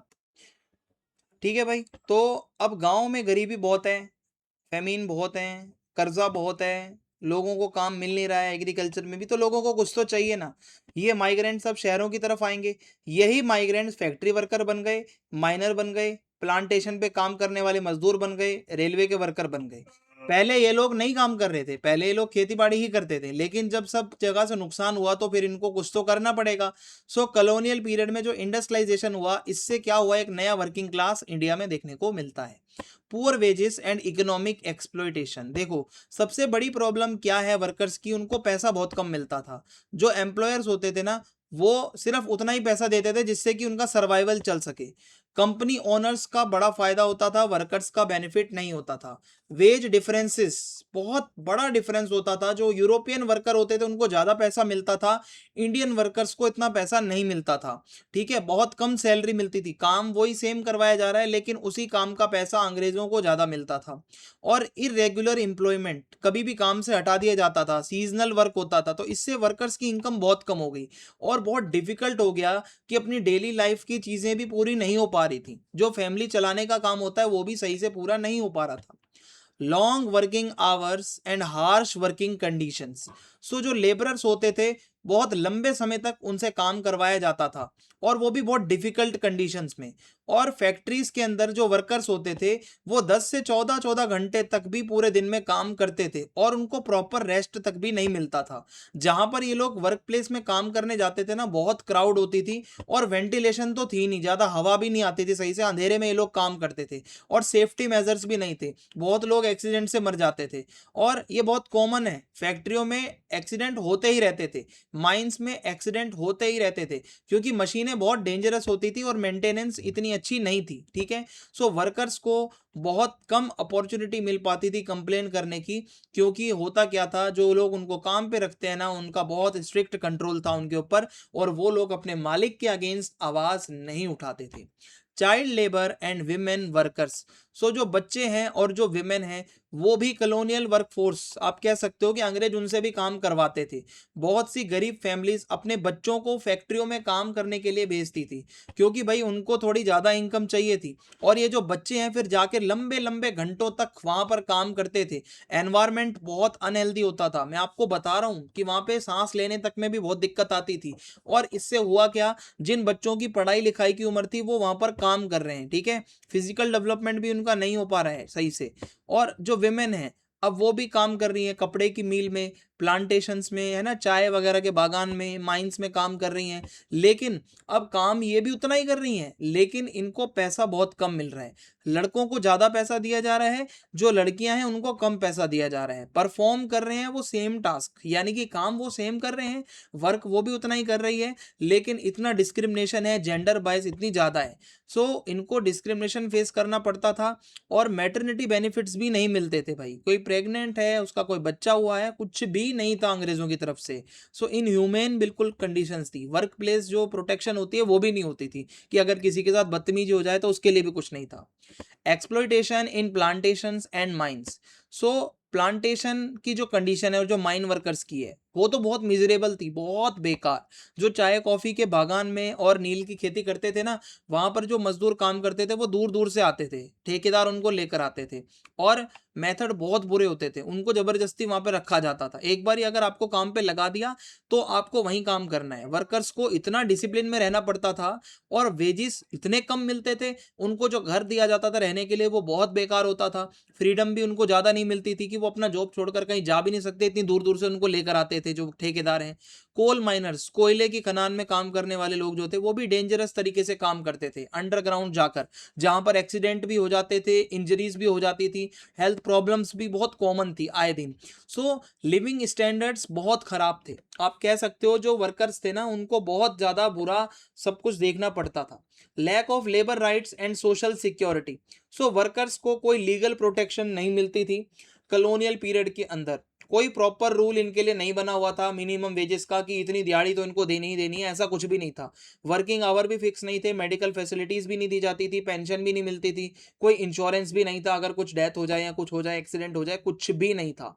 जो एम्प्लॉयर्स हैं वो कभी भी वर्कर्स को हटा सकते हैं।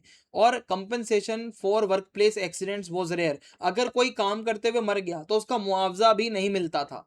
और housing, sanitation and health care facilities, जहाँ पर उनको रखा जाता था वो फैसिलिटीज़ बहुत ख़राब थी, साफ़ सफाई बिल्कुल भी नहीं थी, उनको कोई डॉक्टर वगैरह भी नहीं होते थे वहाँ पर देखने के लिए। तो आप कह सकते हो लगातार बीमारियाँ फैलती रहती थी और रहने की जगह तो बहुत ख़राब थी। Early labour laws and their limitations. तो ब्रिटिश गवर्नमेंट ने कुछ थोड़े बहुत लेबर लॉज लाए, लेकिन इनका स्कोप बहुत कम था। ये जो फैक्ट्री एक्ट्स है ना, ये हुआ क्या था, factory acts of different years place restrictions on child labour. यानी कि जो एक्ट्स आए, जो कानून बने, वो बच्चों के लिए थे कि भाई चाइल्ड लेबर नहीं होगी, बच्चों से काम नहीं करवाया जाएगा, और जब काम करवा रहे हो तो उसके आवर फिक्स होंगे, ठीक है, रेगुलेशन होगी। हाउएवर ये जो लॉज हैं ये बड़ी फैक्ट्रीज पे अप्लाई होते थे और इनका इन्फोर्समेंट बहुत वीक था।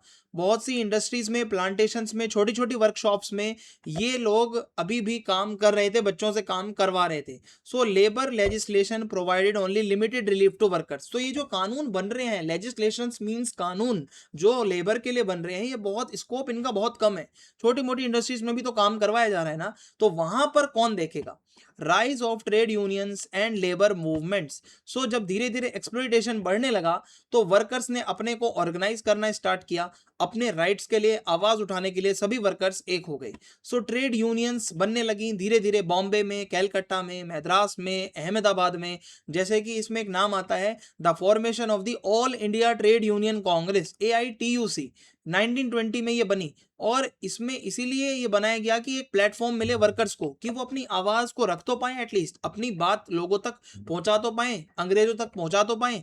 सो ये जो लेबर यूनियन वाले होते थे ये स्ट्राइक करते थे, हड़ताल करते थे, प्रोटेस्ट करते थे, नेगोशिएशंस के लिए आगे आते थे कि भाई हमें अच्छी दिहाड़ी चाहिए, हमारा काम करने का जो टाइम है, जो घंटे हैं, उसको कम किया जाए, जो हमारे वर्क प्लेस है उसको सेफ बनाया जाए, और जो हमारा वर्किंग कंडीशन है, जहां पे हम काम कर रहे हैं, वो कंडीशंस को इंप्रूव करवाया जाए। Relationship between labour movements and the national movement. देखो भाई, जो लेबर मूवमेंट्स हैं, जो भी ये लेबर वाले लोग अपनी आवाज उठाते थे, ये कहीं ना कहीं इंडिया के फ्रीडम स्ट्रगल वाले लोगों के साथ जुड़ जाते थे, लीडर्स के साथ जाके। सो बहुत से नेशनलिस्ट लीडर इनके लिए आवाज उठाते थे, गांधी जी भी जाते थे भाई इनके लिए आवाज उठाने। और आप कह सकते हो कि वो इनके डिमांड्स को सपोर्ट करते थे, क्योंकि political freedom should also bring social and economic justice. क्योंकि इकोनॉमिक जस्टिस नहीं मिल रहा, तभी तो इनका एक्सप्लॉइटेशन हो रहा था। सो leaders such as Mahatma Gandhi, Jawaharlal Nehru, Subhash Chandra Bose, इन्होंने वर्कर्स को एनकरेज किया कि खुद को ऑर्गेनाइज करो और हम आपकी इस लड़ाई में साथ देंगे और आप भी लड़ाई लड़ो। सो लेबर इश्यूज जो थे वो बहुत इंपॉर्टेंट पार्ट बन जाते हैं कॉलोनियल रूल के अगेंस्ट जो स्ट्रगल चल रहा था उसमें। सो ओवरऑल अगर इसका असेसमेंट आप करोगे तो जो कंडीशन है लेबर की, वो भाई एक तो एक्सप्लॉइटेशन बहुत ज्यादा हो रहा था, लेकिन एट द सेम टाइम वो अपनी आवाज भी उठाना सीख रहे थे। कॉलोनियल इंडस्ट्रियलाइजेशन से लोगों को नौकरियां तो मिली, लेकिन ये नौकरियां बहुत इनसिक्योर थी, पैसा बहुत कम था, फिजिकली डिमांडिंग थी, बहुत काम करवाया जाता था, वर्कर्स बहुत गरीबी में थे, भेदभाव बहुत ज़्यादा होता था, काम करने की कंडीशन बहुत ख़राब थी, लीगल कोई प्रोटेक्शन इनके लिए था नहीं। एट द सेम टाइम बहुत सी ट्रेड यूनियन बनने लगी और इन्होंने, मजदूरों ने अपने आंदोलन चलाए और पॉलिटिकली अवेयरनेस इन लोगों में आने लगी और सोशियो इकोनॉमिक रिफॉर्म्स की आवाज़ उठने लगी। सो ये जो डेवलपमेंट्स हैं, इससे बाद में इंडिया में बहुत से लेबर लॉज बने और ये हिस्ट्री को देखते हुए तो बनते हैं लॉज की हिस्ट्री में क्या क्या हुआ है। जो वर्कर्स को राइट नहीं मिले हैं वो राइट्स मिलने लगे। Discuss the nature, objectives and consequences of the 1991 economic reforms. तो ये बहुत इंपॉर्टेंट क्वेश्चन है। 1991 का जो इकोनॉमिक रिफॉर्म का क्वेश्चन है, ये आपके पीछे के जो एग्जाम्स हुए हैं उसमें पूछा गया है। होता क्या है, देखो 1991 में हमने कुछ रिफॉर्म्स करे थे, ठीक है। इंडिया में बहुत इकोनॉमिक क्राइसिस चल रहे थे, क्योंकि एक तो फिजिकल डेफिसिट्स, अपने पास वो पैसा उतना था नहीं, महंगाई बढ़ती जा रही थी, फॉरेन एक्सचेंज रिजर्व बहुत कम बचे थे और हमारे ऊपर बाकी के देशों का कर्जा बहुत ज़्यादा था। तो अब होता क्या है, the country had foreign exchange reserve sufficient only for a few weeks of imports. हम ज़्यादा इंपोर्ट भी नहीं कर सकते थे, हमारे पास बहुत ही कम पैसा बचा हुआ था। सो इस क्राइसिस से ओवरकम करने के लिए जो भारत सरकार है, जिस टाइम पे पीएम थे PV नरसिम्हा राव और फाइनेंस मिनिस्टर थे डॉक्टर मनमोहन सिंह, जो आगे चलकर हमारे देश के PM भी बने थे, उन्होंने इकोनॉमिक रिफॉर्म्स की शुरुआत करी। इसी को लिबरलाइजेशन, प्राइवेटाइजेशन और ग्लोबलाइजेशन रिफॉर्म्स के नाम से भी जाना जाता है, LPG रिफॉर्म्स। अब ये वन बाय वन मैं आपको बताऊंगा ये क्यों लाए गए, क्योंकि हमारी इकोनॉमी को मॉडर्न किया जा सके, प्राइवेटाइजेशन को बढ़ाया जा सके, इंडिया को हमें ग्लोबली कनेक्ट करना है मार्केट्स के साथ में। सो सबसे पहले आप इसका बैकग्राउंड समझो क्या है। इंडिया बहुत ज़्यादा प्रॉब्लम फेस कर रहा था और गवर्नमेंट को बहुत पैसे की जरूरत थी, कर्जा बहुत ज़्यादा था। सो फॉरेन एक्सचेंज रिजर्व्स बहुत तेज़ी से कम होते जा रहे थे। सो फाइनेंशियल असिस्टेंस हमें बाहर से लेनी ही लेनी थी, IMF से, वर्ल्ड बैंक से। और इससे क्या हुआ कि इकोनॉमिक रिफॉर्म्स को अब आप अवॉइड नहीं कर सकते थे। अब आपको कुछ ना ना कुछ तो करना पड़ेगा, कब तक उधार लोगे। सो ये जो रिफॉर्म्स हैं ये 1991 में आए। सो इंडिया की इकोनॉमिक पॉलिसी बिल्कुल चेंज हो गई। पहले क्या होता था, इंडिया बहुत रेगुलेटेड था, सब कुछ करता था, अपने सरकार सब कुछ कंट्रोल में रखती थी, सब कुछ स्ट्रिक्ट होता था, सरकारी इंडस्ट्रियां ज़्यादातर होती थी, ट्रेड पे सरकार का कंट्रोल होता था, इन्वेस्टमेंट पे सरकार का कंट्रोल होता था। तो ये रिफॉर्म्स होने के बाद क्या हुआ, गवर्नमेंट ने अपना कंट्रोल थोड़ा ढीला कर दिया और प्राइवेट सेक्टर को थोड़ी जगह दी कि आओ भाई प्राइवेटाइजेशन करो। तो इससे होगा क्या, कंपटीशन बढ़ेगा, मार्केट इकोनॉमी बनेगी, फॉरेन इन्वेस्टमेंट भी आएगा, इंटरनेशनल ट्रेड बढ़ेगा, तो इंडिया का ही एट द एंड फायदा होगा। तो इंडिया कंट्रोल्ड इकोनॉमी से एक मार्केट ओरिएंटेड इकोनॉमी की तरफ शिफ्ट होने लगा। Liberalisation, reducing government's control. Liberalisation का मतलब होता है कि सरकार ज्यादा टांग ना अड़ाए। सो इंडस्ट्रियल लाइसेंसिंग, पहले क्या होता था, फैक्ट्री लगाने के लिए आपको लाइसेंस सरकार से चाहिए होता था, अब ये वाली चीज जो है इसको एबॉलिश कर दिया गया ज्यादातर इंडस्ट्रीज के लिए, और ऐसे में अब आसान हो गया, नए नए बिजनेसमैन अपनी कंपनी खोल सकते हैं, अपनी फैक्ट्री खोल सकते हैं। सो जो रिस्ट्रिक्शंस होते थे ना पहले कि कितना प्रोडक्शन हो सकता है, कितनी आप फैक्ट्रियां बना सकते हो, ये रिस्ट्रिक्शंस भी हटा दिए गए। और इंपोर्ट रेगुलेशंस की जो बाहर से चीजें आती थी ना, अननेसेसरी जो टैक्स लगते थे वो भी इंडिया ने हटा दिए। सो हुआ क्या, एंटरप्रेन्योरशिप के नए आइडियाज आने लगे, कंपटीशन बढ़ने लगा, इंडस्ट्रियल एफिशिएंसी इंप्रूव हुई, यानी कि वो इकोनॉमिक चेंजेस जो हम कर रहे थे उसका पॉजिटिव अपने को रिस्पॉन्स मिलने लगा। फिर आता है प्राइवेटाइजेशन, यानी कि प्राइवेट सेक्टर को बढ़ावा देना। प्राइवेटाइजेशन ये कहता है कि सरकार कम से कम इंटरफेयर करे और गवर्नमेंट जो है वो कहती है कि ठीक है भाई, प्राइवेट कंपनियां काम कर सकती हैं बहुत सारे फैक्टर्स में जो पहले सरकार करती थी। सो dish investment of shares in public sector enterprises was introduced to improve efficiency and reduce the financial burden on the government। और मेन ऑब्जेक्टिव क्या है, ठीक है, कि भाई हमें इंडस्ट्रीज को कॉम्पिटिटिव बनाना है, हमें प्रोडक्टिव बनाना है, अपना मैनेजमेंट जो है अब उसको प्राइवेट करके, इन्वेस्टमेंट, पैसा चाहिए भाई, पैसे की कमी हो रही है देश में, तो पैसा लाना है कैसे भी करके। फिर आता है globalisation, integrating India with world economy, यानी कि ग्लोबलाइजेशन क्या कहता है कि भाई आप सभी देशों को एक परिवार समझो, सभी के साथ ट्रेड करो और किसी के ऊपर ज्यादा रिस्ट्रिक्शंस मत लगाओ, जो इंपोर्ट ड्यूटी लगती है वो मत लगाओ, कम कर दो, ठीक है, एक्सपोर्ट ज्यादा से ज्यादा करो, और बाहर से अगर कोई देश इन्वेस्ट करना चाहता है तो उसको इन्वेस्ट करने दो। जैसे गुरुग्राम में आज की डेट में बहुत सी अमेरिकन कंपनीज हैं जो वर्किंग है, हमारे यहाँ के लोगों को जॉब भी मिल रही है और वो कंपनियों से इंडिया को भी फायदा हो रहा है। सो फॉरेन कंपनीज को परमिट मिल गया कि भाई आओ हमारे इंडस्ट्रीज में पैसा लगाओ, अपनी मॉडर्न टेक्नोलॉजी इंडिया में लेकर आओ, अपना कैपिटल इन्वेस्ट करो, अपना जो मैनेजमेंट है वो इंडिया में दिखाओ। So as a result India बहुत क्लोजली कनेक्ट हो गया इंटरनेशनल मार्केट्स के साथ, ट्रेड के साथ, ग्लोबल जो नेटवर्क है पूरा उससे इंडिया जुड़ गया। अब इसके 1991 वाले जो रिफॉर्म्स है ना, इसके ऑब्जेक्टिव्स क्या हैं आप इसको समझो। मेनली ऑब्जेक्टिव तो यही है ना कि इंडिया में ज्यादा से ज्यादा पैसा लाना है, जो फॉरेन जो एक्सचेंज है, जो रिजर्व है वो कम है, उसको बढ़ाना है, अपने को इन्वेस्टमेंट करवाना है। सो ये जो बैलेंस ऑफ पेमेंट है, क्राइसिस आ रखा है कि हम ज़्यादा कुछ बेच नहीं पा रहे हैं, खरीदने के पैसे नहीं हैं और महंगाई बहुत ज़्यादा बढ़ी हुई है, इकोनॉमिक ग्रोथ भी करनी है, अपनी इंडस्ट्रियल प्रोडक्टिविटी को भी बढ़ाना है, बाहर से इन्वेस्टमेंट भी लाना है, लोगों को जॉब्स भी देनी है, अपना एक्सपोर्ट भी बढ़ाना है। तो ये सारे हमारे ऑब्जेक्टिव्स हैं। और एक और ऑब्जेक्टिव है कि इंडियन इकोनॉमी को कॉम्पिटिटिव बनाना है, हमें एफिशिएंट बनाना है, अननेसेसरी सरकार सब कुछ टांग अड़ाती रहे, ये काम को थोड़ा खत्म करना है, कुछ इनोवेशन, कुछ नया, कुछ नई टेक्नोलॉजी इंडिया में लानी है। तो इसका पॉजिटिव क्या हुआ मैं आपको बता देता हूँ। ये जो रिफॉर्म्स हुए इसकी वजह से बहुत सी अच्छी चीज़ें भी हुई और बहुत सी चीज़ें नेगेटिव भी हुई। अब इकोनॉमिक ग्रोथ एकदम से एक्सेलरेट हो गई, जो हमारी इकोनॉमी है वो एकदम से ऊपर जाने लगी, एफडीआई एकदम से इंडिया में बढ़ने लगा और नई नई इंडस्ट्रीज डेवलप होने लगी, खासकर आईटी इंडस्ट्री, टेलीकम्युनिकेशंस, ऑटोमोबाइल, ठीक है, बाहर की कंपनी आ गई भाई यहाँ पे गाड़ियां बनाने, फार्मास्यूटिकल, सर्विस सेक्टर बहुत तेजी से बढ़ने लगा और इंडिया की जो कंपनियां हैं वो बहुत कॉम्पिटिटिव बन गई ग्लोबल मार्केट्स में। कंज्यूमर्स की चॉइस बढ़ गई क्योंकि उनको variety of goods and services की कंपनियां अलग अलग मिल रही है, भाई एक कंपनी का माल पसंद नहीं आ रहा दूसरा किसी का ले लो। तो आप कह सकते हो कि इसका पॉजिटिव ये एक साइन था, बट कुछ नेगेटिव कॉन्सिक्वेंसेस भी होते हैं हर चीज के। अब इतनी अचीवमेंट्स तो हुई लेकिन कुछ चैलेंजेस भी आ गए। Income inequality. अब प्राइवेटाइजेशन से ज़्यादा फायदा उसका होता है जो पैसा लगा सकता है, जो गरीब है बेचारा उसका फायदा नहीं होगा। जो बेनिफिट हुआ ना इस ग्रोथ का, वो सभी को नहीं हुआ सोसाइटी में। रूरल एरियाज, जो छोटे मोटे गाँव के एरियाज हैं, छोटे फार्मर्स हैं, उनका कोई बेनिफिट नहीं हुआ। जो शहरों में लोग रह रहे हैं, जो इंडस्ट्रीज चला रहे हैं, उनका फायदा ज़्यादा हो रहा है। स्मॉल स्केल इंडस्ट्रीज में तो इतना कंपटीशन आ रहा था क्योंकि बाहर से सामान आने लग रहा था। अब इंडिया की जो छोटी छोटी इंडस्ट्रीज हैं वो फेल होने लग रही थी, ठीक है। Employment growth in the organise sector remain slower than expected, यानी कि जो रोजगार था वो इतना ज़्यादा नहीं बढ़ पाया। सो अब ऐसे में ग्रोथ हो रही है बट जॉबलेस ग्रोथ हो रही है, कहीं ना कहीं लोगों को उतनी जॉब नहीं मिल पा रही है। रीजनल डिस्पैरिटीज, कोई एरिया बहुत आगे बढ़ गया, कोई एरिया बहुत ज़्यादा पिछड़ा हुआ है, क्योंकि इंडस्ट्रियल डेवलपमेंट जो है वो कुछ ही स्टेट्स में हो रहा था, हर जगह पे तो नहीं हो रहा था। Impact on different sectors of the economy, तो ये जो रिफॉर्म्स होते हैं इससे हमारे असर अलग अलग जगह पर अलग अलग पड़ता है। The industrial and service sector experience rapid growth. अब देखो, अब ये जितना भी जो नई नई चीज़ें आ रही हैं इसका ज़्यादा फायदा इंडस्ट्रीज़ को हो रहा है, हमारे यहाँ का जो सर्विस सेक्टर है इसको हो रहा है। इन्वेस्टमेंट भी अगर आ रहा है तो वो इसी के लिए आ रहा है। Banking, insurance, telecommunication, aviation, information technology, ये तो बहुत तेज़ी से आगे बढ़ रहा है। और agriculture also benefit from better market access in some areas, but उसकी ग्रोथ बहुत कम है। अगर आप देखोगे एग्रीकल्चर पे इतना कोई इन्वेस्ट नहीं करने आ रहा था इंडिया में, जो भी आ रहा था वो अपनी फैक्ट्रियों के लिए आ रहा है, ठीक है, वो अपने टेलीकम्युनिकेशन के लिए आ रहा है, वो ऑटोमोबाइल के लिए आ रहा है, वो इंश्योरेंस बैंकिंग की कंपनी आ रही है। सो आप ये कह सकते हो कि हर जो मतलब हर सेक्टर का बेनिफिट इक्वली नहीं हुआ।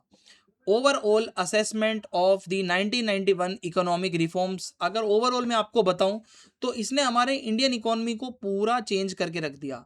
सो एक हाईली जो रेगुलेटेड इकोनॉमी थी, हर चीज़ पे गवर्नमेंट कंट्रोल करती थी, वो अब चेंज हो गया। अब ये क्या हुआ कि हम ज़्यादा से ज़्यादा मार्केट्स पे रिलाई करने लगे, कंपटीशन में घुस गए। प्राइवेट लोगों को हमने परमिशन दी, आओ, प्राइवेट एंटरप्राइजेस को, प्राइवेट कंपनियों को कि आओ। सो ये जो रिफॉर्म्स हैं इससे हमारी इकोनॉमिक एफिशिएंसी अच्छी होती है, पैसा बनता है और ग्लोबली हम जुड़ते हैं दुनिया से, और लॉन्ग टर्म ग्रोथ इसी में है। सिर्फ सब कुछ सरकार करती रहेगी, फ्री में सब बांटती रहेगी, तो इससे देश कभी आगे नहीं बढ़ेगा। सो हमें कुछ ऐसी पॉलिसीज़ की भी ज़रूरत थी जिससे इंक्लूसिव डेवलपमेंट हो। ऐसा ना हो सिर्फ बड़े बड़े लोगों का ही फायदा हो, बेचारा जो छोटा फार्मर है, छोटे कॉमनर्स हैं, उनका नुकसान हो रहा है, तो ये तो बहुत गलत है। ये जो इनइक्वालिटी है इसको ख़त्म करना था, लोगों को रोज़गार देना था, और बैलेंस्ड रीजनल ग्रोथ, क्योंकि हर स्टेट में ग्रोथ नहीं हो रही थी, तो ये कुछ कमियां भी रहीं। सो बोथ आप कह सकते हो, अपॉर्चुनिटीज़ तो मिली और बेनिफिट ज़्यादा हुए हैं। चैलेंजेस तो हर चीज़ के होते ही होते हैं बट बेनिफिट इसके ज़्यादा हैं। सो आई होप वीडियो आपको पसंद आई होगी। अगर आपको वीडियो पसंद आई है तो आप चैनल को सब्सक्राइब कर सकते हैं, वीडियो को लाइक करें, वीडियो को शेयर करें, फीडबैक कमेंट बॉक्स में लिख सकते हैं। पीडीएफ आपको टेलीग्राम चैनल पर मिल जाएगी जो कि आप ज्वाइन कर लेना। Thanks for watching. जय हिंद, जय भारत।